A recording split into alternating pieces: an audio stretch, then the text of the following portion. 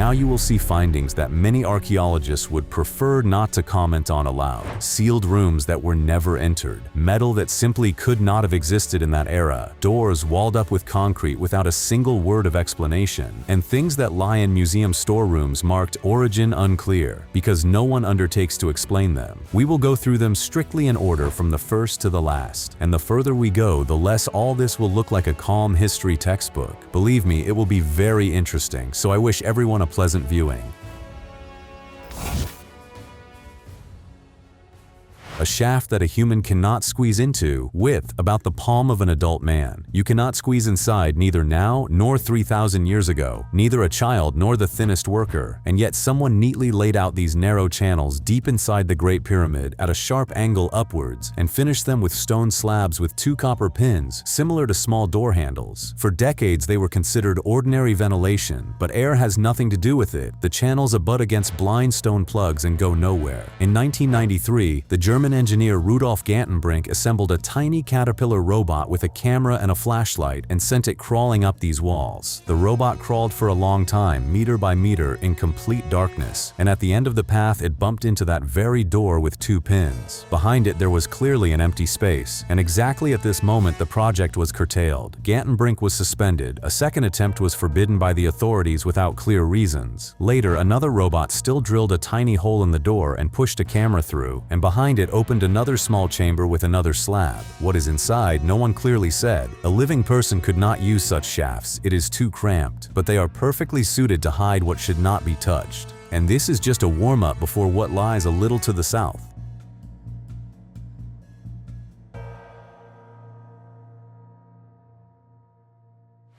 The Tomb of the Nameless King. 7 meters down into a hill with the alarming name Mount of Anubis, near the ancient Egyptian city of Abydos. There, archaeologists opened a tomb aged about 3,600 years, and almost immediately they realized that they were thousands of years late. It was empty inside. Robbers took everything out back in deep antiquity, leaving bare walls. The name of the owner was once traced on the plaster at the entrance, but it was exactly what crumbled along with the paint, as if time had deliberately erased it. It turned out to be a king without a face and without a name. They assumed that it was one of the little-known rulers of the time of troubles, when a united Egypt broke up into warring pieces. But the strangest thing is different. The new tomb was built right into the burial complex of a much more powerful pharaoh who lived much earlier, as if someone decided to quietly move into someone else's posthumous glory, take a place next to the Great One, and remain unrecognized. Who he was, what he was afraid of, why he hid under a false name is still a mystery, and the next find will lead us from the sands to the damp Italian earth, where an entire cemetery hid under an illegal construction site. 19 tombs under someone else's construction site. It all started with a banal scandal. In the south of Italy, the police raided an illegal construction site. They arrived to stop the work, and under the buckets of excavators, 19 ancient tombs from the end of the 4th century before our era suddenly opened up. A little more, and the machinery would have ground them into rubble. Most of the deceased were laid under ceramic roofs made of tiles, with walls like a house, small clay houses for those who departed. Nearby stood black polished ceramics, vases with painted female faces. But one grave truly hooked the archaeologists. In it lay a silver coin from the Greek city of Taranto, with the image of Athena and Hercules, a direct greeting to the great Greek world, of which this land was a part at that time. And on a stone slab, someone roughly hastily scratched a rider with a raised spear. This most likely showed who the deceased was in life, a warrior, and not of the lowest rank. We will never know the names of these people. They took them with them, but the following items hold a pattern that cannot be read to this day. Stone spheres on which too much effort was spent. In Neolithic Scotland, strange things are found. Hundreds of perfectly round stone spheres the size of a fist, completely covered with spirals, rings, and protrusions. Their age is solid, 4,000 to 3,000 years before our era. They were carved out of everything, from soft sandstone to hard granite, bringing the surface to a mirror shine. And this is where the inconsistency begins. If these are projectiles for a sling, why spend weeks of painstaking carving on a pattern that will shatter upon upon the first throw against an enemy shield. If these are weights for scales, why then are they all of different shapes, different weights, and with a different number of protrusions? Someone leans towards a ritual. They say the spirals meant something, and the spheres were rolled in the hands during ceremonies or passed from hand to hand at gatherings of elders. But there is no solid evidence for any version. The fact remains, hundreds of items, each of which took days and days of labor, and not a single clear reason why. Sometimes the most mysterious lies right on the surface, and sometimes at a depth of half a meter, exactly between the tombs of the nobility. A chamber that was found without digging. Japanese and Egyptian scientists set out to study the Western Cemetery of Giza, the very one where relatives of pharaohs and high officials were buried. The tombs there stand in even rows, with flat roofs, and between them there is a strange empty area, which archaeologists had not gotten around to for centuries. They did not dig this time. They went over it with a georadar and electrical tomography, methods that see through the thickness of the earth without touching it either with a shovel or a brush. And the device showed something unexpected. At a depth of from half a meter to 2 meters hides an L-shaped structure measuring approximately 10 by 10 meters, filled with something other than the surrounding sand. Too smooth and regular for a whim of nature, and even lower, at 5 to 10 meters, the equipment caught a second anomaly, something dense, massive, hidden in the rock, perhaps another tomb, perhaps a chamber with what was once laid in it and sealed. A shovel has not yet been stuck there, and this, as you will soon see, is not the only void under Giza, which for some reason they are afraid to open.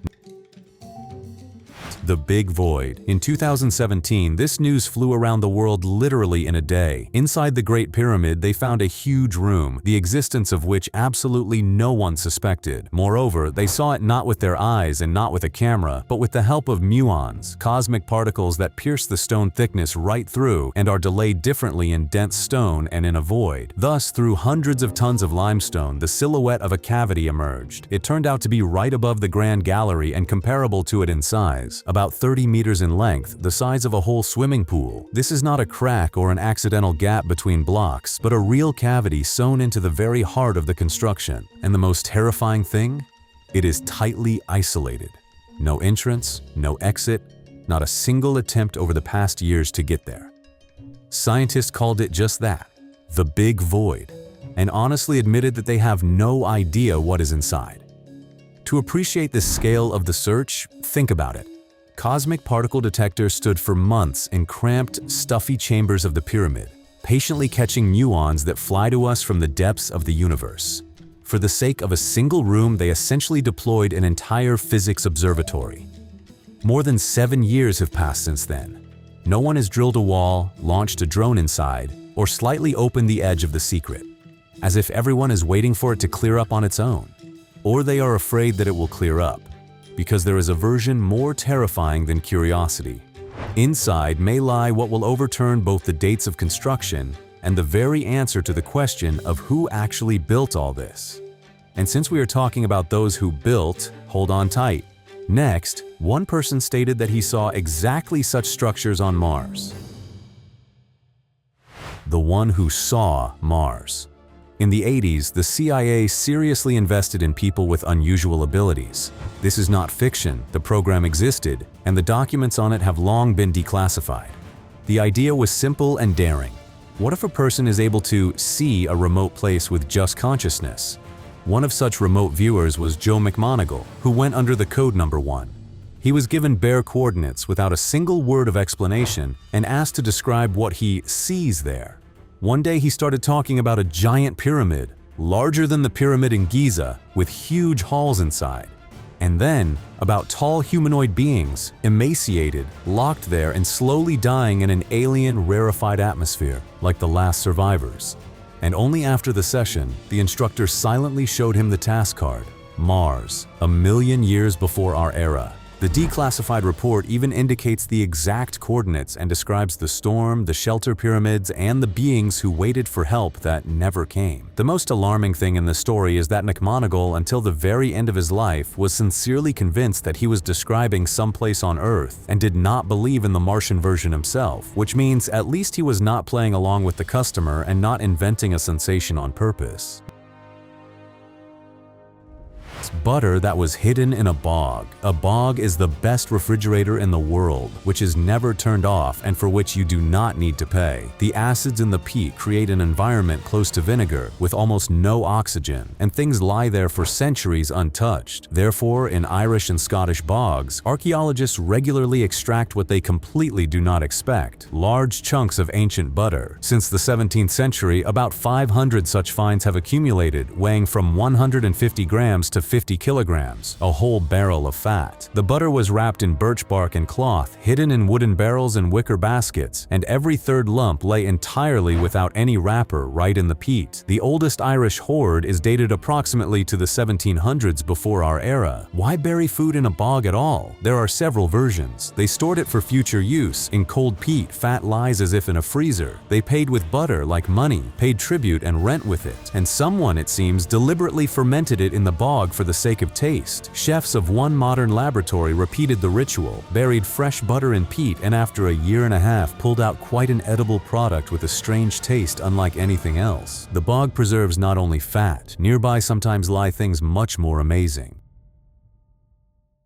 A well that is older than Stonehenge. During the construction of a new road in English Oxfordshire, workers stumbled upon something that should have rotted long ago: a wooden well, lined from the inside with a wicker frame made of branches. The wood is about 4,500 years old. It is older than most of Stonehenge and older than the Egyptian pyramids. It was saved by the same bog magic: moist, oxygen-free soil in which wood does not rot but literally is conserved, preserving even traces of tools and the weaving pattern. The well was part of a Neolithic settlement. People no longer just wandered for prey, but settled in one place, dug water sources, equipped their daily life. Nearby, they found flint tools, animal bones, and remnants of ceramics. For archaeologists, such a well is a window right into the everyday life of the ancients. It is visible how they wove the frame, how they strengthened the walls, how they extracted water thousands of years before the water supply system. Wood, by the way, bog and groundwater preserves no worse than fat. And that is exactly why the most fragile, human traces of the past most often come to us precisely from damp earth, and the next find, on the contrary, is made of metal, which simply should not have existed in that era. Metal not from that era. Ancient Egypt is bronze, copper, and gold. That is how we were taught in school, and in general this is true. But sometimes in tombs that have long been considered studied down to the last stone, things come across from alloys that do not look like anything local. In the 90s, next to the pyramid of the pharaoh Unas, a small metal plate was found, most likely a decoration from a sarcophagus. In its composition turned out to be zinc, nickel, and a little aluminum. The aluminum is the whole catch. In its pure form, it is practically not found in nature, and they learned to produce it only in the 19th century. For this, high temperatures and electrolysis are needed, which the ancients did not have at all. So where did it come from in ancient Egypt? In Saqqara, they also found a cylindrical object, similar to the tip of a tool, with rare earth metals, which even today are not easy to mine, and with traces of wear, as if they cut stone with it, not wood. Habitual science carefully answers. Either the finds were not properly published and the analyses are unreliable, or they simply do not correspond to the era. But what does "do not correspond" mean if the object lies right here in the hand and it can be touched? Sometimes, however, ancient masters frighten not with metal, but with how frighteningly accurately they knew the human body.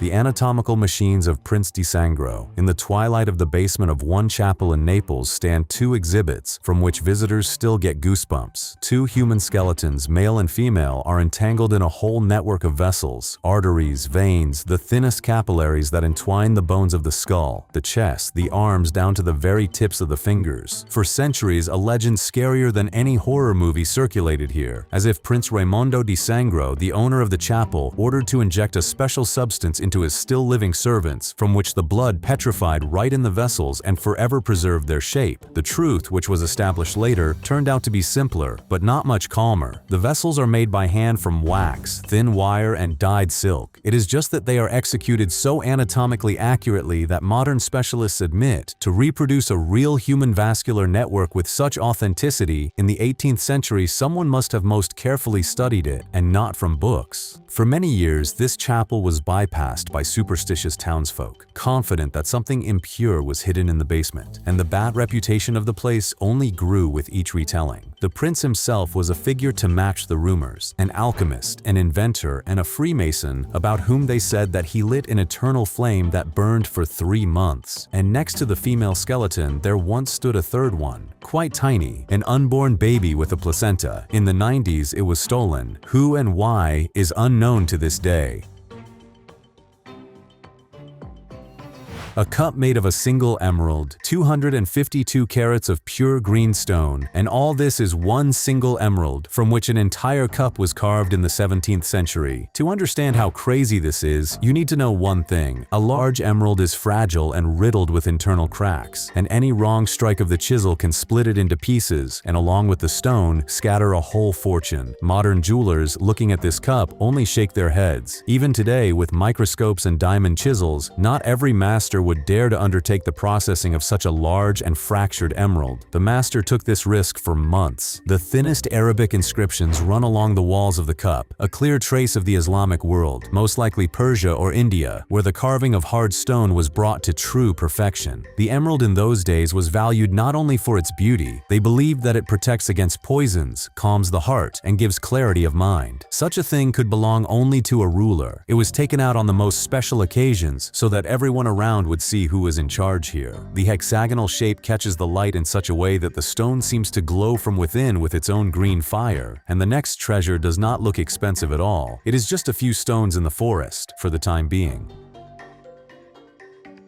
A mini Stonehenge noticed by a student. In the English county of Derbyshire, a lone stone about 2 meters high stuck out in the forest for hundreds of years. The locals had long been accustomed to it and passed by without looking back. But 24-year-old student George Bird looked closely. Something in this gray boulder caught him, and he suggested that archaeologists examine the surroundings more carefully, and an amazing thing came to light. The stone stands exactly on a natural spring, whose water goes into a stream and then into a river. That is, it was not put just anywhere, but on a source. Under it, traces of an ancient trampled platform were found. It seems that people gathered here and held ceremonies long before the stone itself was erected, and nearby, in the earth, 5 boulders were found. Together, they added up to an oval circle about 25 meters wide, a small relative of Stonehenge which stood in the thicket for 3,700 years and was not noticed by anyone. And more than 24 such circles have already been counted in this area. It turns out that the ritual life of ancient Britons was much richer and wider than one single heavily promoted monument, and the most heavily promoted monument of Egypt right now is destroying its own official biography.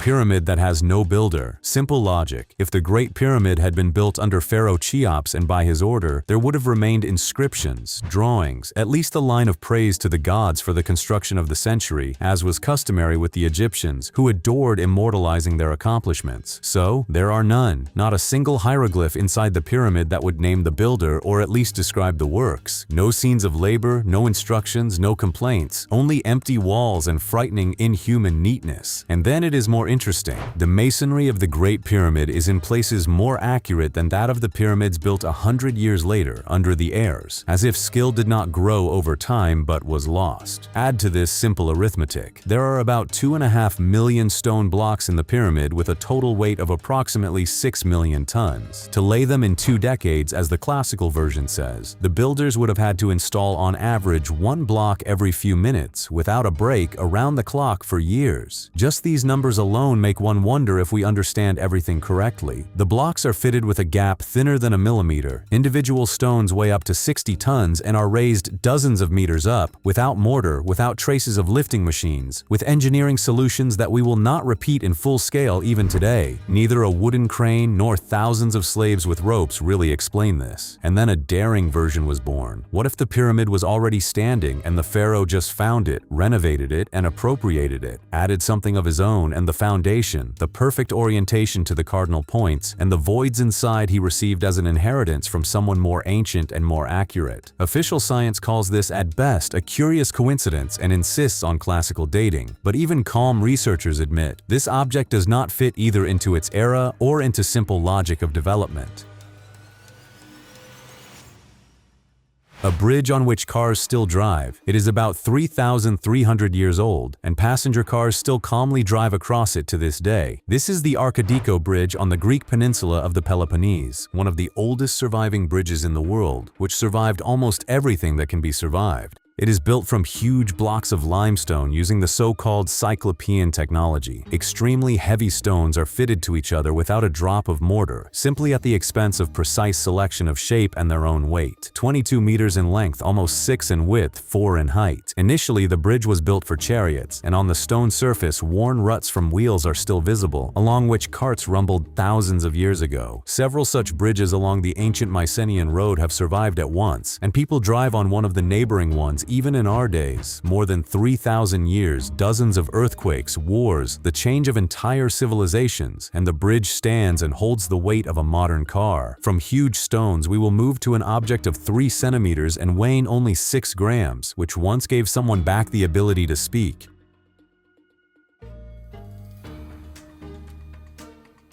6 grams that returned speech. 300 years ago, a person born with a cleft palate was almost doomed to muteness and torment. Food climbed into the nose, speech turned into an unintelligible mess. It was even difficult to breathe. Today, this is corrected by a simple operation even in early childhood, but then someone made a tiny prosthesis for one specific person, and archaeologists found it in the crypt of a Polish Catholic church, the first such in the country. The device was inserted into the mouth. It covered the gap in the palate and returned normal swallowing, breathing, and speech, preventing food from getting into the nose. The prosthesis is cleverly made of 2 parts, a rigid metal plate instead of the hard palate, and a soft woolen pad so that it sat tightly but without pain in the mouth. Only 3 centimeters, 6 grams. And when the device was studied under a microscope and an X-ray, something else touching became clear. The metal is copper with traces of gold and silver, and in the wool settled a salt of silver, which even then, not knowing the word antiseptic, was used against infection. 300 years ago, an unknown master thought about convenience, and about cleanliness, and about the dignity of another person. Someone's invisible care, cast in metal and which has lain for centuries. And the next find is already about the defense of an entire coast.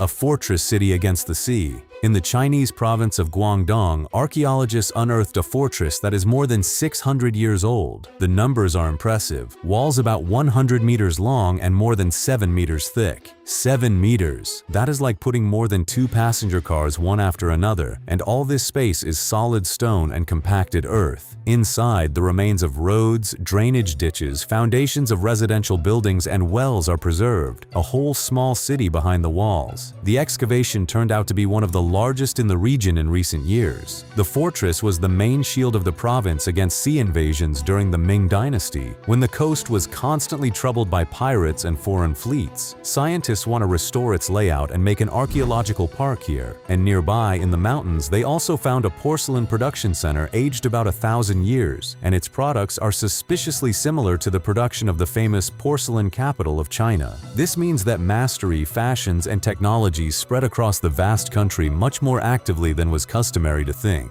But let us return to Egypt, to a monument that seems to be older than everything that stands around it. A sphinx that is older than the pyramids. The Great Sphinx is commonly considered the younger brother of the pyramids. They say it was carved approximately 2,500 years before our era, in the same era with the neighboring tombs. But on its sides and back, deep vertical furrows are visible, and they look as if they were washed by water. Not wind, not sand, which only scratches and smooths, exactly water flowing in streams from top to bottom. But there have been no pouring rains in Giza for at least 8,000 years. Around is a dry desert. A geologist who studied these traces calculated and declared such erosion occurs only after long, multi-year downpours, and they stopped in these parts along with the end of the last ice age. According to his calculations, to leave such deep washouts in hard limestone, water had to pour on the statue for centuries in a row, and not for those few centuries that classical Egyptology allocates to it. If he is right, the Sphinx may be older than the pyramids by thousands of years, by 10,000 or even more. That is, he perhaps was already sitting here, covered with sand up to his shoulders even before recorded history began, and the pyramids appeared later, next to him, as a sign of respect or fear of something ancient. Most Egyptologists argue with such an early date, and this dispute is far from over. And at the same time, researchers have a suspicion that the head of the Sphinx was once altered, that initially it was different, noticeably larger in relation to the body, and maybe not human at all. clay spheres that lie all over Asia. In the hot Karakum Desert in Turkmenistan, archaeologists returned to the ancient hill of Gunur Tepe after a 3-year break, the heart of the mysterious land of Margiana, which flourished here about 4,000 years ago and then disappeared, leaving only questions. And almost immediately they stumbled upon what they had not seen here before: small clay spheres, into which pieces of broken ceramics were deliberately pressed into still wet clay. The spheres did not lie in a pile, but in a certain order, which means this is not garbage, but part of some rite or counting. Nearby, also strange cone-shaped objects made of a mineral covered with glaze were found. Perhaps they were used for divinations or sacrifices. But the most interesting thing is not even the spheres themselves, but their address. Archaeologists find very similar objects over a gigantic territory, from the shores of the Persian Gulf to India and Western Turkey, as if an invisible network stretched between distant cultures unfamiliar with each other, along which not only goods moved, but also knowledge, symbols, and customs. But the next void in this network, it seems, was intentionally filled with concrete. A room under the paws of the Sphinx. Everyone knows about the Sphinx itself, but about the fact that under it, most likely, there is a hidden cavity, almost no one. Back in the 90s, a geophysicist went over the plateau with acoustic sounding, tapping the earth with sound, and caught a clear anomaly right under the front paws of the figure, an empty space with even, rectangular edges. And nature does not make right angles, hands make them, which means it is a room, or a tomb, or something else for which there is no name yet. Supporters of alternative versions went further. Ancient texts, they say, mention a certain hall of records, where knowledge collected even before the Great Flood is hidden, and this hall may lie exactly here, under the stone paws. One step, one door, and humanity would touch its prehistoric past. But instead of excavations came a deaf silence. Permission was not given. The site was declared closed for research. And according to unverified but stubborn stories, a shaft at the base of the Sphinx at some point was simply filled with concrete, without a single word of explanation. Why? Maybe because it is empty there and there is nothing to look at. Or maybe because someone knows very well exactly what lies there and does not want it to be found.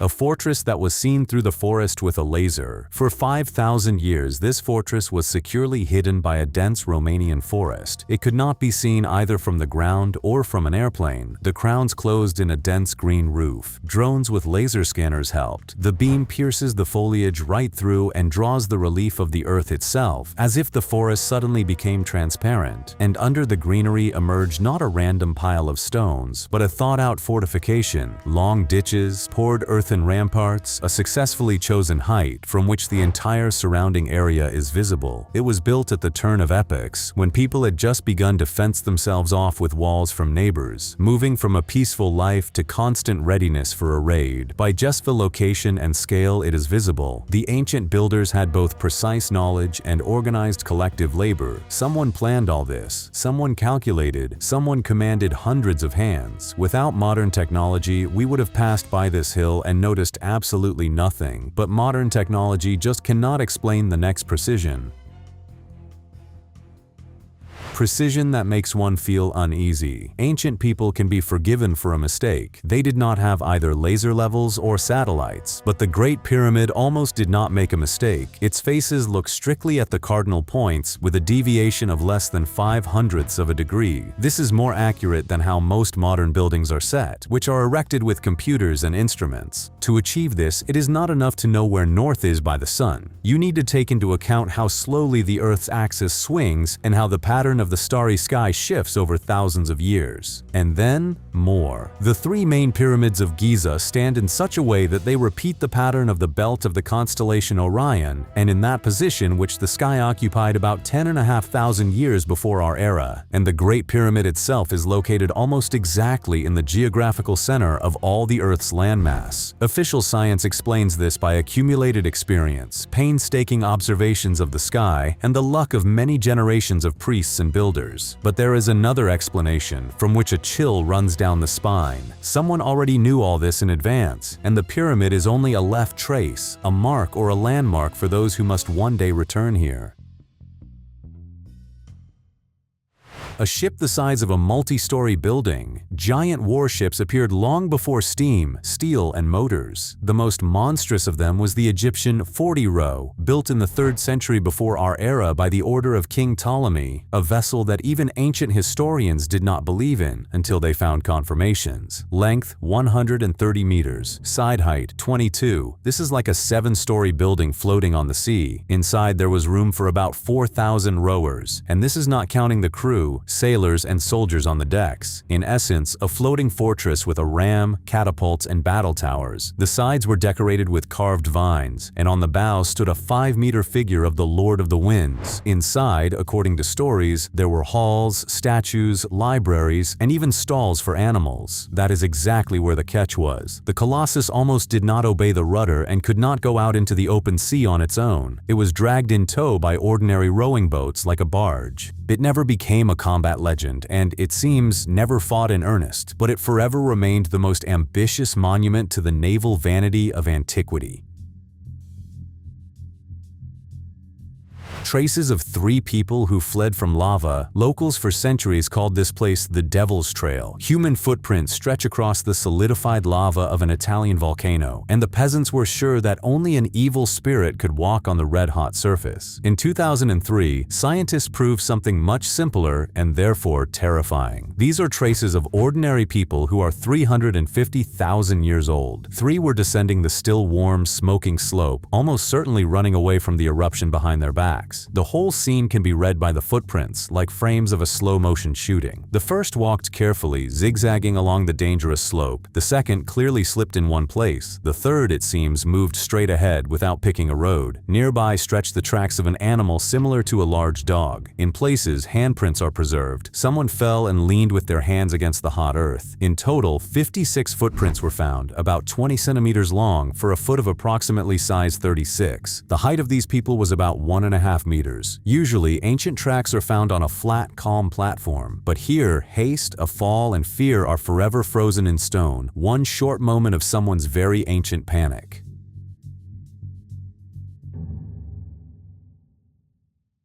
A book for which almost $4 million was given. In June 2024 at a London auction, one thin, unremarkable-looking manuscript was sold for almost $3,900,000. This is the Crosby-Shoyan Codex, a collection of early Christian texts written in Egypt more than 1,700 years ago, in those times when Christianity was still a persecuted faith. It contains 5 texts in the Coptic language, and among them are the oldest known copies of the biblical book of Jonah and the first epistle of Peter. But more expensive than the money itself here is something completely different. 104 papyrus pages someone once sewed together, and this is one of the earliest cases in history when humanity abandoned the cumbersome scroll in favor of a book, the kind we hold in our hands to this day. Turning a page instead of unwinding meters of papyrus, a trifle that changed the way thoughts were stored for thousands of years to come. It was transcribed, most likely, by one monk with a reed pen by the light of an oil lamp, and it survived millennia only thanks to the dry climate of Egypt, where even fragile papyrus does not rot. From a carefully preserved text, we will move to a place which, on the contrary, for centuries inspired nothing but terror in people. A hill from which the sea and the gallows were visible. In Sweden, on a hill north of the old town, 3 massive stone pillars still stand to this day. This is perhaps the only surviving medieval place of executions in Europe that has survived to our days. It was built in the 13th century. High pillars, a low stone fence in a circle, and wooden crossbars on top, on which the condemned were hung. And all this was put deliberately so that the gallows could be clearly seen from the sea, as a grim warning to every merchant and sailor who sailed up to this rich trading city. Nearby, archaeologists excavated the remains of about 300 executed people who had lain here for centuries. And here is what turned out to be unexpected. Some of them were buried in wooden coffins. A coffin in that era was a real luxury, which means that on this hill, not only robbers, thieves, and the poor ended their earthly journey, but also people from the very top of society who fell into disgrace. In the face of the executioner and the noose, everyone suddenly found themselves equal, no matter who they were in life. And the next 3 items were raised not from the ground at all, but from a narrow shaft deep inside a pyramid. 3 items, one of which disappeared. In 1872, an engineer by the surname of Dixon climbed into one of the narrow channels inside the Great Pyramid and pulled out 3 things from there: a stone ball, a copper hook, and a piece of cedar wood. At first glance, complete primitive, nothing valuable. That is the whole question. Why hide such an inconspicuous little thing in an almost inaccessible shaft? Who, and most importantly, how managed to put it there? The ball is perfectly smooth, as if carved by someone. The hook is of a strange shape, more like a tool or a part of a mechanism, and the piece of wood became the creepiest part of this story. After the finds were transported to Edinburgh, the piece of wood simply disappeared for long decades, as if it fell through the earth. It was found by accident already in our days, in a forgotten box in the museum's storerooms. Modern analysis showed the wood is more than 5,000 years old. That is, it is possibly older than the pyramid itself in which it lay. Why almost no one talks about this, and why no one is in a hurry to climb deeper into these shafts? Everyone is free to decide for themselves, and we will move from a quiet, hidden mystery to an object which, on the contrary, was made for show, and which also disappeared without a trace. The sword that was presented to a dictator. It was called just that, the Sword of Islam, a luxurious ceremonial weapon with gold inlay, the thinnest engraving, and oriental motifs all over the blade and hilt. In the year 1937, it was solemnly, with a large gathering of people, presented to Mussolini in Libyan Tripoli as a sign that the Muslims of Libya, then under the rule of Italy, allegedly supported his regime. Mussolini accepted the gift with obvious pleasure and immediately set the propaganda machine in motion, portraying himself as the defender of Islam in order to strengthen Italy's influence in all of North Africa. The sword was not a combat weapon, but a pure political symbol, and its fate turned out exactly to match big politics. In 1943, when the war turned against Italy and one of Mussolini's residences was ransacked, the sword disappeared without a trace. Whether it was destroyed in the fire, hidden in someone's stash, or taken across the ocean is unknown to this day. A rare case when an expensive blade never once visited a real battle, but still disappeared along with the regime that tried to cover itself with it. The soldier who was buried face down. During the excavations of an ancient fortress in Spain, archaeologists opened a solitary grave near the very defensive moat and froze over it. It seems that a Roman warrior lay in it, a man of 25 to 35 years, in the prime of life. But he was buried very strangely, face down, pressed into the earth, and on his back, in a scabbard, lay a perfectly preserved Roman dagger from the end of the 1st century before our era. A dagger exactly on the back, a detail almost unprecedented for that time and those customs. What did this mean? There are different versions, either a sign of belonging to the army or, conversely, a deliberately dishonorable, humiliating burial or a mark of low status or treason. And most importantly, the skeleton lacked both legs. The cause of death, the pose face down, the severed limbs, all this remained without a clear explanation. And nearby archaeologists found clear traces of a large fire and dozens of arrowheads, which means the settlement was once taken by storm and burned to the ground. Someone lost their last battle here. And even in the grave, they did not give him peace.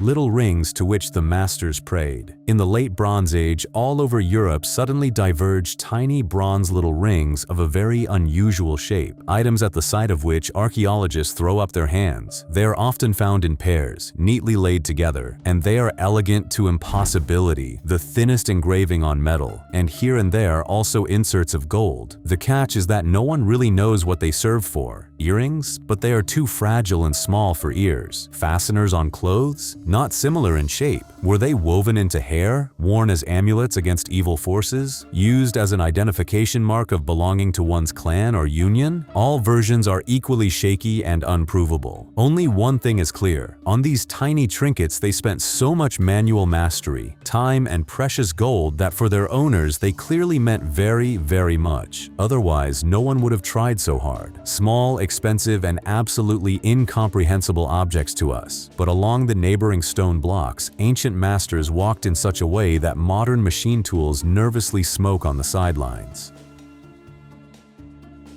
Cuts that are difficult to repeat even today. Standing at the Egyptian megaliths, at first you are struck by their size, and then you look closely at the details and you are finished off by the precision of the processing. In underground galleries and temples, a part of the granite blocks is processed so that a modern laser machine tool would envy them. Perfectly right angles, flawlessly flat planes, neat round traces of drilling, as if a machine worked according to a given program. In Saqqara stamped giant granite boxes weighing over 70 tons each, polished from the inside literally to a mirror, with angles exactly at 90 degrees. Try to repeat such a thing manually with copper tools, with which, as it is considered, the ancients worked. Copper simply crumples against granite. Even with a modern diamond disc, this is given far from immediately, and all this was done 4,000 years ago, if not earlier. In places, the blocks in Giza are fitted to each other so tightly that even a razor blade will not squeeze into the joint.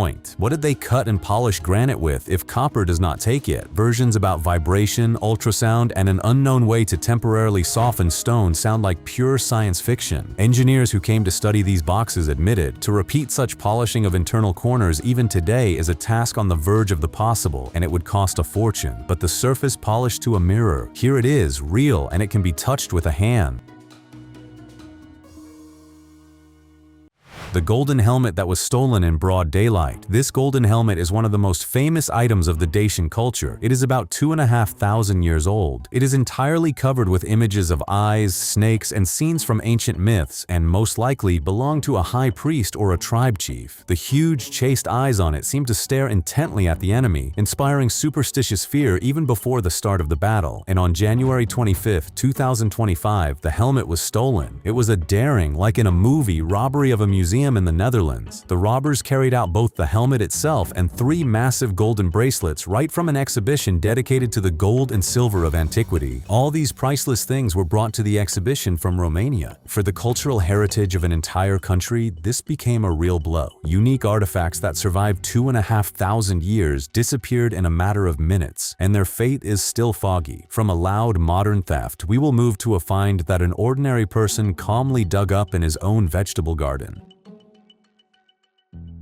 A stone from an overgrown vegetable garden. A geography teacher was clearing an abandoned, overgrown garden near English Coventry and stumbled upon a strange stone with incomprehensible carving. Something in the notches confused him. He photographed the find and sent the snapshot to a local archaeologist, and he was dumbfounded by the answer. The carving is more than 1,600 years old, and the stone itself is worthy of a museum showcase. A rectangular piece of sandstone was covered with Ogham writing, an ancient system where letters look like gashes cut across one line. It was used at the dawn of the Middle Ages, mostly for recording the Irish language. Before the appearance of manuscripts on parchment, people cut words right on stone and wood, and literally units of such stones reached us. On 3 of the 4 faces of this stone, there is an inscription. In the first part, a male name is quite clearly read. The second part is foggy and perhaps indicates some place. Why this stone was made and how it ended up near Coventry is unknown, but the fact remains a fact. A man was simply weeding the beds and raised from the earth a voice that had been silent for 16 centuries. And the next find is much more dubious, and it has almost no solid evidence.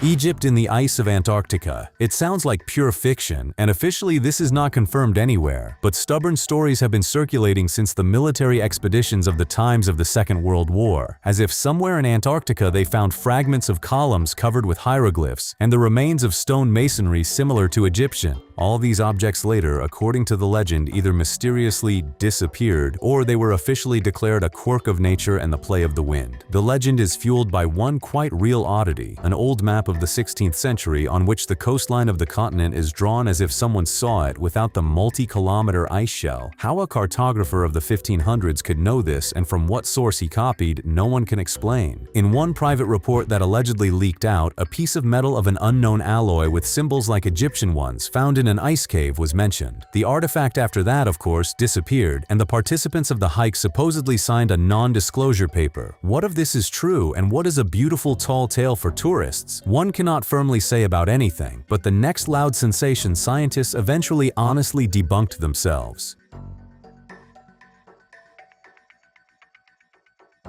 The pregnant mummy that wasn't. For many years, a mummy from the collection of the University of Warsaw was considered a man, a priest who lived in the 1st century before our era. In 2015, they decided to carefully scan it with a tomograph, and it turned out that it is a woman. Moreover, scientists loudly declared, at the moment of death she was pregnant because on the scans the bones of a fetus, a tiny hand, and a leg seemed to be visible. The world immediately started talking about the first pregnant mummy found in history. The news scattered across all headlines, but an experienced radiologist radiologist from Cairo quickly asked an uncomfortable question. Why did the hard little bones of the fetus disappear and the much more fragile soft tissues of the baby miraculously survive? This does not happen in nature. Everything should be exactly the opposite. Later, 4 independent scientific groups anew, frame by frame, reviewed more than 1,400 tomographic images and agreed on one thing: there is no pregnancy in sight. What they mistook for a fetus are simply clots of tissues and embalming substances. The loud sensation burst like a soap bubble and turned into an honest lesson for everyone. Even the brightest discovery needs to be triple-checked before shouting about it to the whole world.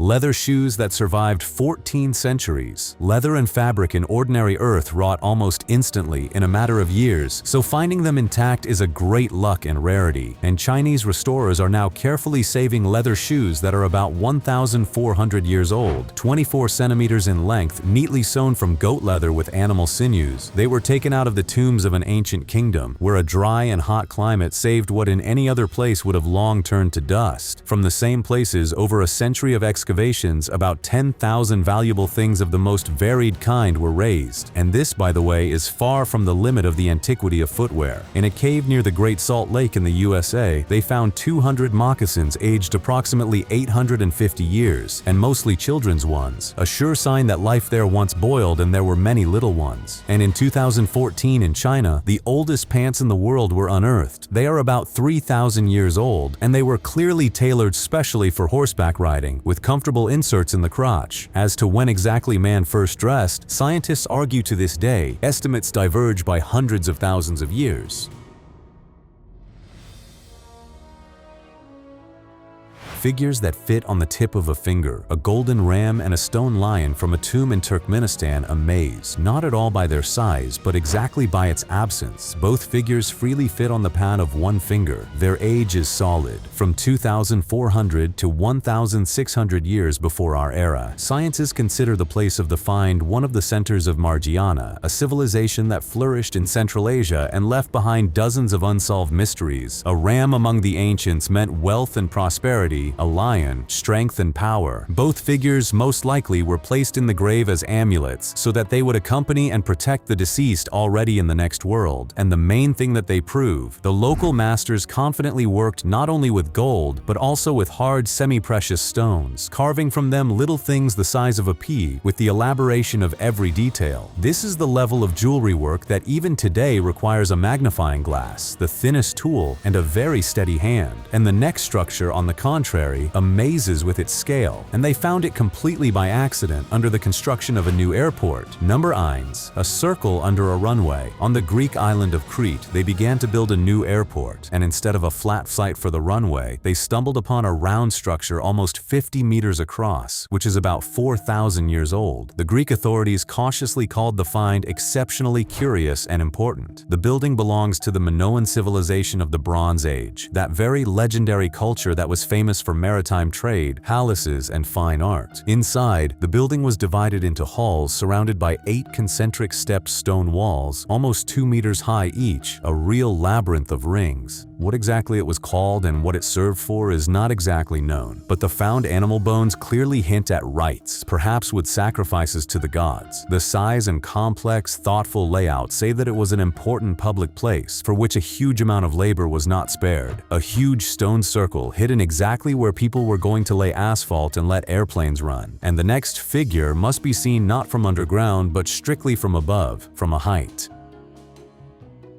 The Eye of Horus emerging on the plan of Giza. Sometimes a mystery lies not deep underground but right before the eyes. One only needs to rise higher and look from above. If you look at the entire Giza complex from a bird's eye view and mentally superimpose on it the Eye of Horus, an ancient Egyptian sign of omniscience and protection, the lines suddenly begin to coincide. The pyramids, the Sphinx, the internal chambers, the shafts, and the Grand Gallery together add up to a figure creepily similar to the symbol. The center of the eye seems to lie exactly exactly on that very big void, the tear under the eye, on the descending corridor, and the lines on the internal shafts. A random coincidence? In the Egyptian tradition, the Eye of Horus is not just a beautiful drawing, but a whole scheme of the universe, and its 6 parts are responsible for sight, hearing, taste, speech, touch, and thought. Supporters of this idea, and among them there are both mathematicians and architects, assure that it is exactly to these 6 parts of the symbol that the arrangement of the corridors and chambers inside the pyramid precisely corresponds. No one has yet been able to prove this strictly and irrefutably, and science treats such superimpositions skeptically. But if the pyramid was not a tomb, but a repository of knowledge, they could well have encoded it as a huge 3-dimensional model of something bigger.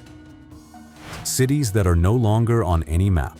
On old satellite images in the emptiest and most lifeless areas of the Sahara, strange shapes sometimes emerge. Straight lines, clear squares, semicircles similar to the bases of collapsed domes. At first, specialists thought that this was just a game of geology, cracks and shadows. But the figures repeated too stubbornly and too correctly to be a pure accident of nature. There are especially many of them in the southwest of Egypt, where today there is nothing but scorching sand to the horizon. Perhaps whole stone settlements once stood here, with the remains of walls, towers, and a guessable grid of streets, and these are clearly not temporary camps of nomads, but something solid and settled. Now all this is tightly covered with dunes, and no one equips serious excavations there. Local nomadic tribes completely dissuade strangers from going there, calling these places forgotten and abandoned by those who lived before the sun. And the next loud disappearance is not a whole city, but the biggest bell ever cast by human hands.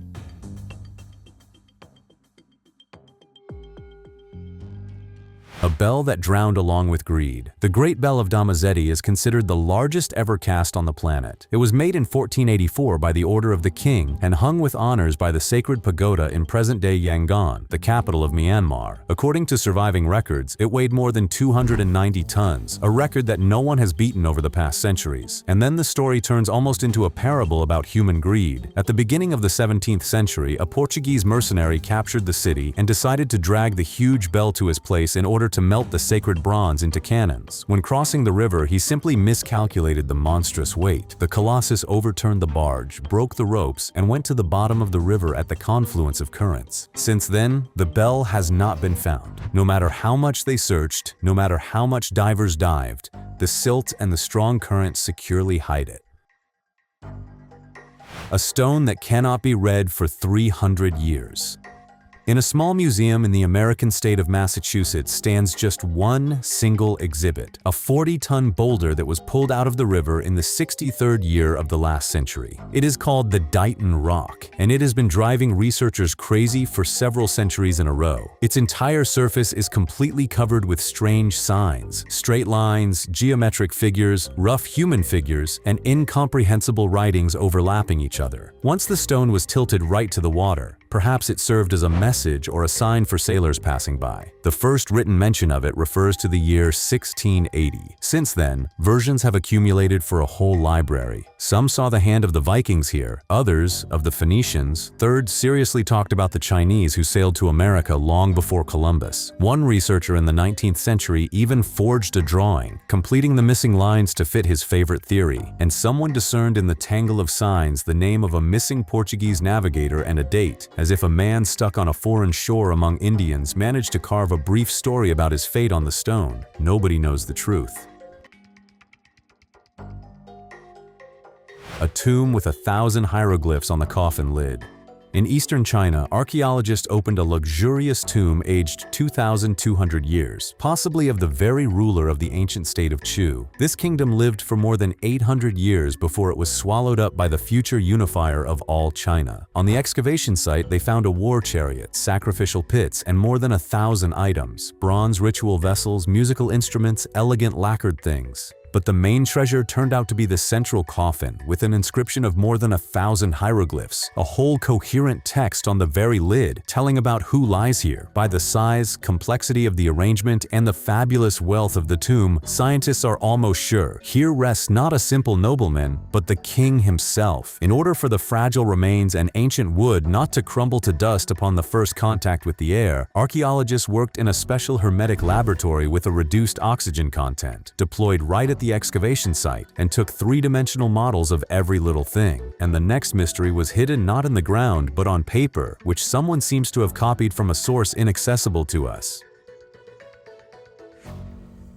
A map of Egypt that we will no longer see. In one European archive lies a handwritten map of the 17th century, and Egypt on it looks completely different from what we are used to. Rivers, mountain ranges, temples, and cities with names and a grid of streets are drawn by hand exactly where today lies only dead sand and bare rocky plateaus. When the map was first digitized, specialists decided the author simply mixed everything up or invented it out of boredom, and then they compared the drawing with fresh satellite images, and under the sand in these very places, vague outlines similar to buried cities really emerged. From the ground they cannot be seen. They are visible only from above, from space. Who left this map, and where did he get the information that even the scientists of Napoleon's army did not have? The most alarming thing, one of the names on the map coincides with an ancient Egyptian word, which is translated approximately as the Gate of Return. Someone is seriously convinced that this is a copy from a much older source, long lost or intentionally hidden from prying eyes. From a paper mystery, we will return to a craft which, according to school textbooks, simply should not have existed in that era yet.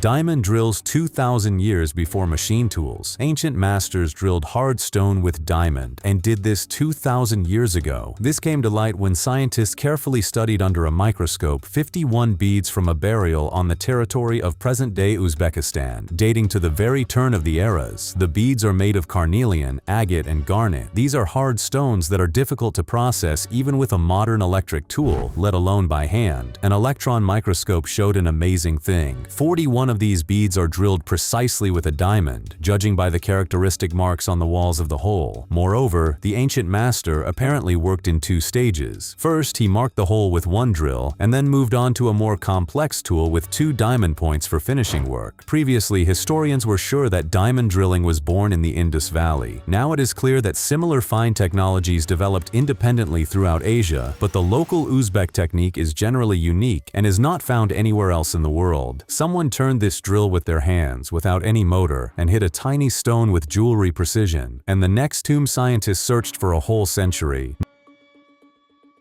The first royal tomb in 100 years. Exactly 100 years after the legendary discovery of Tutankhamun's tomb, archaeologists finally got very lucky again. In 2022, they found the burial chamber of Pharaoh Thutmose II, who ruled about 3,500 years ago. The entrance was discovered in that very Valley of the Kings, which, it seemed, had already been dug up far and wide. Inside waited fragments of stone vessels with inscriptions by which the owner of the tomb was identified, and at the same time they found the name of his spouse, the great and famous Queen Hatshepsut, the female pharaoh. The tomb itself, unfortunately, is in a bad condition. It was flooded with water soon after the death of the pharaoh, and the remains were transferred to another, more secure place after a robbery back in antiquity. And yet on the walls fragments of paintings survived, blue inscriptions, yellow stars across the ceiling, and pieces of sacred funerary texts.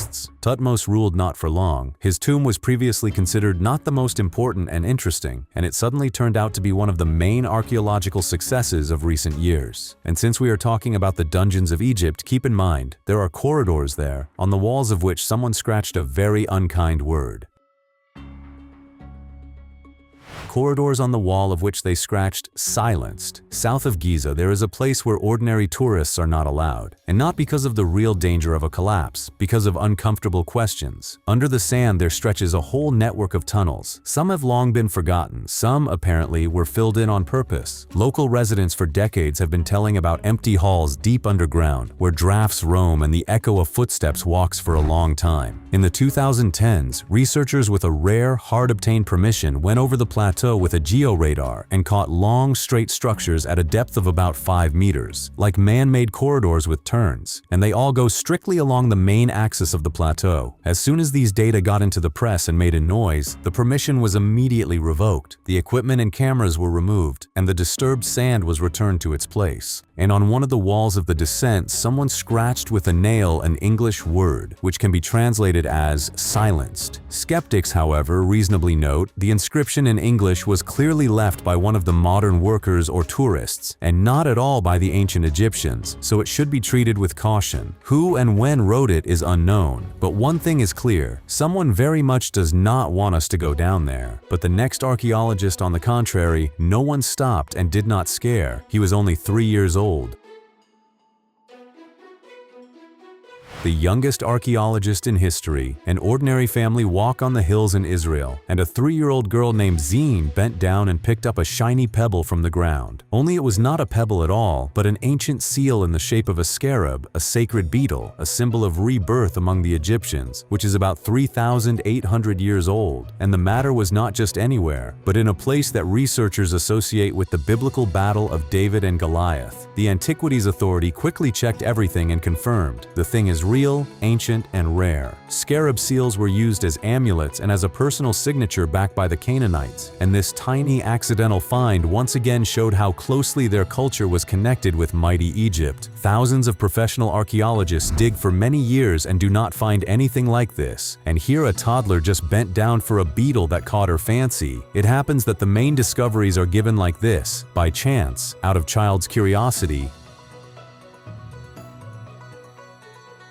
The heart of ancient London. In the very center of modern London, under an ordinary office building on a busy business street, archaeologists found the stone foundation of a Roman basilica built around the 80th year of our era. A basilica in a Roman city was not a church, but the heart of public life. Here they administered justice, concluded deals, and solved city affairs. And right nearby, the main market hummed. The walls were folded from strong Kentish limestone, and the whole structure was approximately 40 by 20 meters, an impressive hall for those times. This first basilica stood for about 20 years, after which it was demolished to erect in the same place a larger and more elegant complex for the growing city. And all this time, century after century, under the feet of Londoners hurrying about their business, under asphalt, cafes, and shops, quietly lay the very foundation of their city, which is almost 2,000 years old. And the next person time preserved entirely, together with a purse tightly stuffed with gold. Frozen with gold in his pockets. At a dizzying altitude of 3,600 meters in the Alps, archaeologists found the body of a man who died about 400 years ago. He was dressed richly, according to the fashion of the 17th century, clearly not a beggar tramp, but rather a wealthy merchant or a distant traveler. He had a whole fortune on him, more than 150 gold coins, an expensive dagger, a sword, a pistol, sturdy leather boots, and nearby, the remains of his mule. The picture is restored sad. It seems he got lost in the mountains in sudden bad weather and simply froze to death among the snows. No one found him in his time, no one picked up and did not appropriate this gold. It lay next to the owner under the snow and ice for 4 centuries untouched. Now his clothes, weapons, and coins will tell historians about trade, craft, and everyday life of that distant era more than some thick textbook. This is a slice of a whole life frozen in ice. And the next silent guard was found not in the ice but inside the wall of the Great Chinese one. A dragon hidden in a tower. During the restoration of one of the sections of the Great Wall of China, archaeologists in an old dilapidated defensive tower stumbled upon strange carved scales sticking out of the ground. They began to carefully remove layer by layer, and gradually appeared first the tail, then the clawed paws, and finally the horned head. It was a dragon statue from the times of the Ming Dynasty, of very fine and skillful work, once proudly decorating the roof of the tower itself. And right next to it lay a European cannon brought to China in the exact same era, a silent and eloquent witness to the fact that the distant East and West were already then in full swing exchanging both weapons and technologies and mastery. The section of the wall on which this find was made stretches through the mountains for approximately 20 kilometers and is almost untouched by either time or tourists. The stone dragon faithfully guarded its tower for more than 5 centuries, unnoticed by anyone, until it was finally dug up right from its own collapsed roof. What did not fit in, they threw away. In archaeology, there is one cruel and unpleasant paradox. The more mysterious and incomprehensible to find, the higher the chance that it will simply be silently set aside or even completely thrown away. On excavations in Egypt, for example, they once found a flat clay tablet with signs not similar either to the usual hieroglyphs or to Mesopotamian cuneiform or to anything at all. Without thinking twice, it was written down as unsorted material, and it disappeared, dissolved as dozens of the same inconvenient convenient things had disappeared before it. Sometimes such items pop up years and decades later in forgotten boxes in dusty warehouses or altogether in garbage dumps near an old excavation. Some of the researchers were afraid to register the incomprehensible in order not to pass for an eccentric. Some simply did not understand what they were holding in their hands. Witnesses told that some signs on these tablets resembled not writing, but drawings or formulas. Everything that does not climb into a convenient, smooth, and generally accepted version of history quietly goes into oblivion. Such is, alas, the real price of a beautiful and understandable picture in a textbook.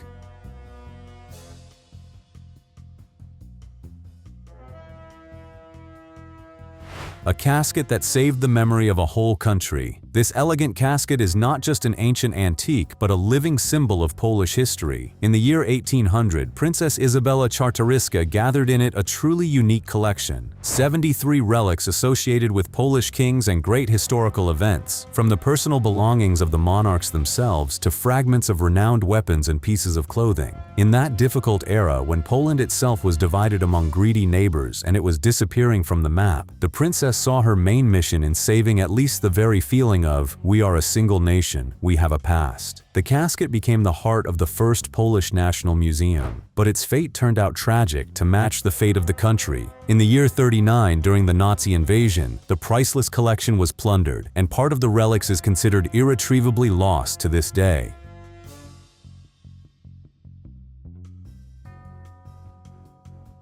A rest home for a pharaoh in the middle of the desert. In the bare Sinai Desert, archaeologists excavated a structure aged 3,500 years, and having studied the layout, identified it as no less than a royal restroom. A small palace made of mud brick was built specially for the pharaoh and his closest entourage right inside a fortified military complex at the eastern gates of Egypt, on the border with the desert. It was erected under Thutmose III, a pharaoh known for his numerous military campaigns to the east. Troops constantly went through Sinai to Asia and back, and here, in the very heart of the border fortress, tired warriors and the Lord himself could rest, put themselves in order, and replenish supplies before a long dash across the sands. This is not a ceremonial temple for gods and not a tomb for eternity, but a living field headquarters of a ruler in the middle of a hostile desert, a rare place where big history sat down for a minute to catch its breath. And the next royal thing turned out to be one of the loudest and most shameful fakes in the history of museums.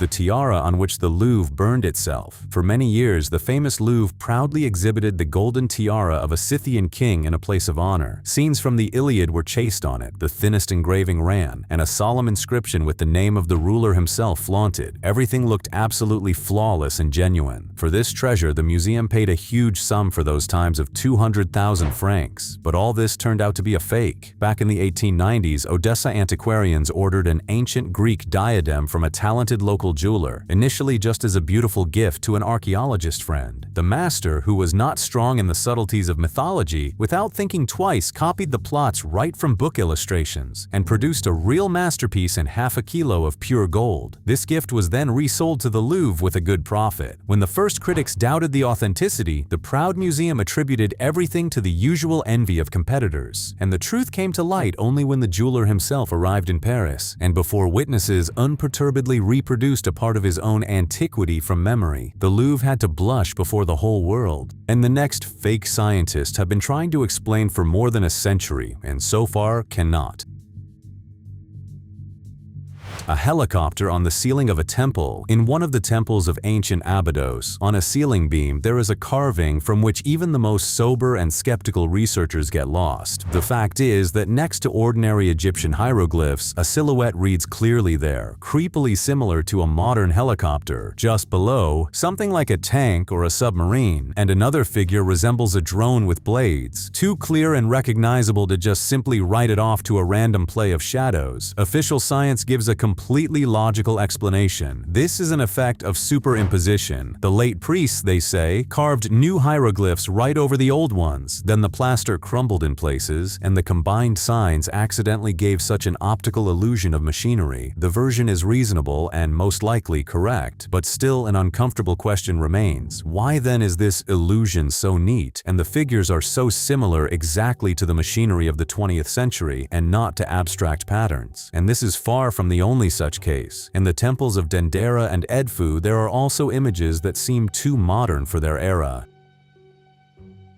A ring that opens into a starry globe. In appearance, it is an ordinary engraved ring of German work of the 16th century. Beautiful, expensive, but not particularly remarkable for anything. But one has only to carefully open it, and it before your eyes turns into a tiny model of the celestial spheres that fits on a finger. Several movable rings inside showed how the stars and planets move around the Earth according to the concepts of that era. Sometimes such rings really visually demonstrated the structure of the sky to students, but much more often it was just a very expensive toy, loudly screaming about the high status and learning of its owner. The engraving on the thin rims carried a double meaning at once, both scientific and symbolic. Such rings were often given as a sign of great love or strong friendship, hinting at an eternal, indestructible bond, solid, like the bond between celestial bodies. To wear such a ring in the 16th century meant to declare two things about yourself at once. You are not just rich, you are also a man of science, privy to the mysteries of the universe. A whole universe cleverly hidden on one finger. But in the next mystery, science just stalls, and itself does not like to talk about it once again. Pharaohs without DNA. It is the 21st century, powerful laboratories, global scientific teams. Today, by one single bone, one can confidently find out what a person ate, what they were sick with, what color their eyes were, and where their ancestors came from. But there is one strange, stubborn exception: ancient Egyptian mummies. Starting from the year 2007, they try to read their DNA again and again, with different methods and in different countries. Some results were published from time to time, and almost immediately they were reviewed, withdrawn, or placed under serious doubt. Too much in them did not converge and did not fold into a general picture. A loud argument flared up altogether around the DNA analysis of Tutankhamun. According to some data, his genetics noticeably different from other mummies of the same royal dynasty. Even a sensational version about an unexpected kinship sounded, but it was later declared a mistake, and the raw source data were never posted for rechecking. And with mummies from the luxurious Golden City near Luxor, the analysis altogether officially failed, although the bodies themselves survived almost perfectly. If with all our equipment we still cannot firmly say who exactly lay in the sarcophagus, maybe the matter is not at all in science, but in the fact that we stubbornly looked for the wrong thing and in the wrong place. Chalk drums on which you cannot play. In the Neolithic graves of England, archaeologists find strange objects similar to small drums, neatly carved from soft chalk and entirely covered with spirals, zigzags, and concentric rings. It is just that you cannot drum on them with all the desire. The chalk is too fragile, it will crumble from the first blow, and there are no signs of playing on them either. So why were they made with such love? Some researchers consider them children's toys or rattles, others sacred objects for burial rites. Both versions at least explain why they were carefully placed in graves next to the deceased. But the most tempting and bold assumption is completely different: that the mysterious patterns on their sides is an early forgotten form of writing, and ancient people thus recorded something truly important to themselves. No one has yet managed to decipher these signs. Small chalk cylinders lie behind museum glass and stubbornly keep silent, and yet perhaps they store someone's very first words, which we, their distant descendants, simply unlearned to read. A crucifix that survived the church itself. In a dilapidated, abandoned chapel of one Belarusian village, restorers unexpectedly found a wooden sculpture of the crucified Christ. The find is more than 250 years old, and experts, having examined it, unanimously call it a real miracle. Despite the solid age and the dampness of the abandoned temple, there is almost no damage, cracks, and traces of bug on the wood. The figure was carved, judging by the nature of the work and the material, from hard pear wood back in the 17th century by the hand of a skillful master. Where exactly it came here from, it was not possible to exactly establish. Whether it was brought from Italy or from neighboring Prussia, trade and pilgrimage routes were then long. Such ancient wooden crucifixes in good preservation are found literally by units for the whole country, and each such find once again reminds how much valuable is still hidden even in the most forgotten deaf corners, past which we walk every day without looking back, and the next find hid at an 8-meter depth right under the city streets. Jewelry and weapons under the pavement. In the Italian city of Trento, at a solid 8-meter depth right under the modern busy streets, archaeologists opened an entire necropolis of the early Iron Age, more than 200 tombs relating to the period from the 9th to the 6th century before our era. This huge cemetery, by the standards of archaeology, belonged to an ancient Alpine tribe closely associated with the Etruscans. Just think, this era coincided in time with the first Olympic Games in Greece and the legendary founding of Rome. In the graves, rich burial gifts waited, metal weapons and fine jewelry with inserts of amber and colored glass paste. By these things it is clearly visible both the high status of the buried during life and the fact that these stern Highlanders conducted lively trade with distant lands, receiving amber almost from the Baltic. A whole city of the dead, calmly sleeping right under the feet of the living for 2,500 years, and in the next found vessel they found something stronger than gold jewelry. A vessel with an ancient potion. In 2024, in one Egyptian temple, archaeologists found an unusual vessel with the image of a smiling dwarf god, the patron of dreams, and the home hearth, and inside this vessel, chemical traces of what once splashed in it survived. A detailed analysis produced a completely unexpected mixture: alcohol, honey, and psychoactive substances of plant origin, capable of causing vivid visions in a person. In essence, an ancient intoxicating cocktail from a ritual vessel appeared before the scientists. They drank it, apparently not at all for pleasure, but for connection with the gods, with the souls of the dead, or with those mysterious beings whom the Egyptians, it seems, vaguely felt nearby but never fully understood. In the same temple complex, on the walls, they found images of figures with disproportionately large bodies and huge eyes, too strange for a simple decorative pattern. Priests, as researchers believe, entered with the help of such drinks into a special altered state and received from there knowledge that cannot be conveyed by ordinary words. And what if the Great Pyramid itself is someone's such grandiose epiphany? Stairs to a cellar 2,000 years old. In March 2023, archaeologists in Frankfurt excavated what in the conditions of a big city almost never survives: an entire wooden staircase leading to the cellar of a Roman house, which is about 2,000 years old. Wood in the earth usually rots in a matter of decades, especially within the limits of a busy city. Therefore, specialists consider such a find almost a miracle. Once on this very spot stood a prosperous Roman city, founded back under Emperor Augustus. It over time grew to 10,000 inhabitants, and then, due to the blows of the pressing Germanic tribes, ultimately emptied. In the 20th century, almost all its traces were completely erased by dense modern development, and suddenly, an entire wooden staircase and a well-preserved floor of a Roman cellar, right under the foundations of new buildings. Archaeologists decided to save this fragile staircase for future generations at any cost. And in a neighboring European country, a real safe weighing a whole era was raised from the earth.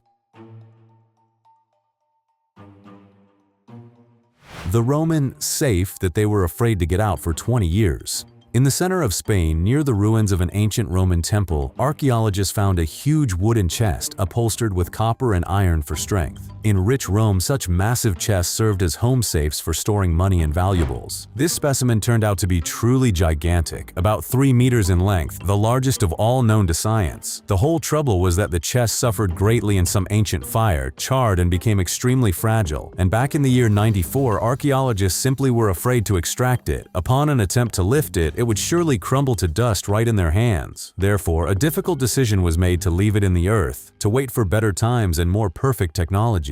This, by the way, is quite a common practice for archaeology. Sometimes to preserve a fragile thing for descendants is much more important than to dig it out sooner for the sake of a sensation. And only after more than 20 years, already with modern methods of conservation, the chest was finally carefully raised and strengthened. What was once stored in it is unknown. Most likely, the owners managed to carry out the most valuable things right before the temple perished in the fire. But it is worth returning to that very dwarf god separately. Perhaps the creepiest part of this whole story is connected with him. The god who guided between worlds. Bes is one of the strangest and most unlike other gods of the entire Egyptian pantheon. Small, bow-legged, bearded, with a stuck-out tongue, he does not look at all like majestic and formidable brethren like Ra or Osiris. He was not feared like other gods, but also not fully understood. Archaeologists find his images exactly where a person is especially defenseless and vulnerable, at the head of a bed, in rooms for childbirth, and next to those very vessels with intoxicating mixtures. Some researchers see in him not a god in the usual sense at all, but a guard and guide between worlds, who drove away evil spirits during dangerous sleep and disturbing rites. But further begins the most interesting. Late magical texts mention Bes in spells intended for the soul's exit from the body. Call him, and he will guide you through the fire of the stars. The Egyptians, it seems, seriously believed that a person is capable of temporarily leaving his own body and returning back with new secret knowledge. And on one image, Bes stands in a circle of 7 beings with elongated heads and huge unblinking eyes. And these are clearly not gods from the habitual familiar pantheon to us. A word on a spindle whorl that changed the map of writing. In one of the Spanish provinces, archaeologists found a tiny, quite inconspicuous object, a spindle whorl, a simple clay weight that was put on a spindle to spin thread, but on it an inscription in rare Celtiberian writing was scratched, and it dates to the 1st century before our era. The fact is that before the arrival of the Romans, they almost did not know how to write in these parts. Literacy was a huge rarity. Therefore, such a find caused a real furor among specialists. Perhaps the inscription was the mark of the owner of this spindle, or a sign of her status in the community. And the spindle whorl itself, as it turned out, was made from local talc, which means right here on the spot, not imported. It lay not just anywhere, but in a pantry, among baskets of grain, tools, and even remnants of dried meat. All this together speaks of a much more developed, complex, and equipped everyday life than scientists were accustomed to think about these places. One inconspicuous weight for a thread, and it shifted whole notions about when and how they learned to write here. A papyrus about the childhood of Jesus. In the library of German Hamburg for many years lay an inconspicuous scrap of papyrus, to which none of the researchers really paid attention, until scientists completely by accident deciphered on it the name Jesus written in a clumsy, childish hand, as if a student of a copyist school somewhere in Egypt of the 4th or 5th century diligently worked on the text. The fragment is quite small, the size of a palm, only 13 lines, but a rarest story fit into them. 5-year-old Jesus molds 12 sparrows out of clay, and when his father reproaches him for working on the sacred Sabbath, the boy orders the clay figures to take off, and the clay before the eyes comes to life and flutters away as birds. This is part of the so-called Apocrypha, an ancient text not included in the official Bible, which exactly tells about the life of Jesus from 5 to 12 years. Why the early years of his life were eventually excluded from the canon, theologians argue to this day. To decipher the faded lines was not easy. The letters were painstakingly compared with other papyri of that era, and from a forgotten school scrap suddenly emerged one of the rarest stories in the world about a childhood about which we know almost nothing.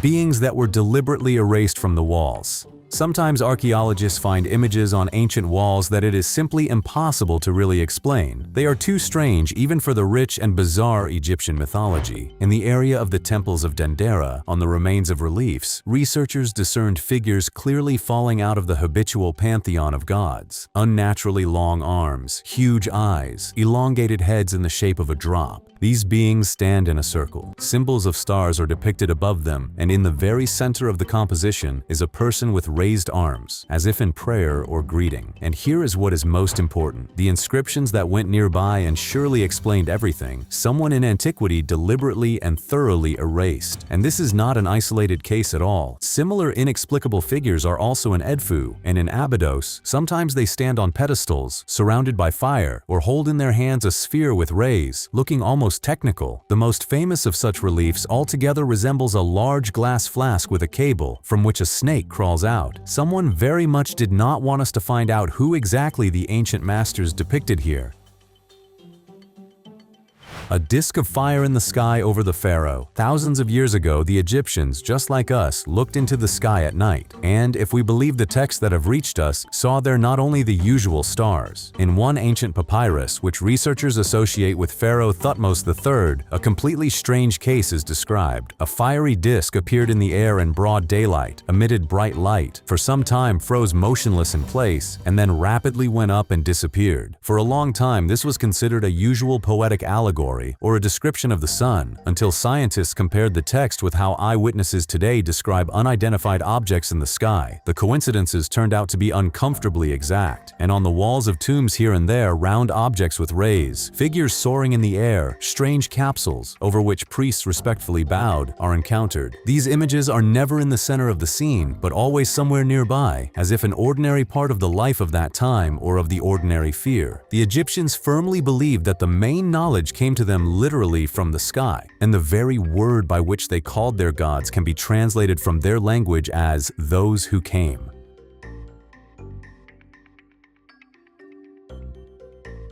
And it is exactly here that it is worth stopping for a second and catching our breath. We are all used to considering ancient Egypt the very beginning of great human history, its cradle and starting point. But what if it, on the contrary, was its end? The last bright echo of something truly great, long forgotten and covered by merciless time. If at least a small part of these coincidences, shafts, voids, and erased inscriptions is not fiction and not a chance, then it turns out that Egypt was not alone at all. It was a beacon and a repository for those who once came here, or for those who are yet only destined to return someday. And then everything we know about our own past begins with people whose names are not preserved even on stone. And everything that we see and touch today in museums and on excavations is only what we have been allowed to find so far. Thank you for watching to the very end. Write in the comments everything you think about the finds and about what shocked you the most. Also, you can write the keyword rocket so I will know that you watched to the very end, and this will help us in promoting our labors. Thank you very much for watching, and right now watch our previous incredible episodes that have already appeared on your screen.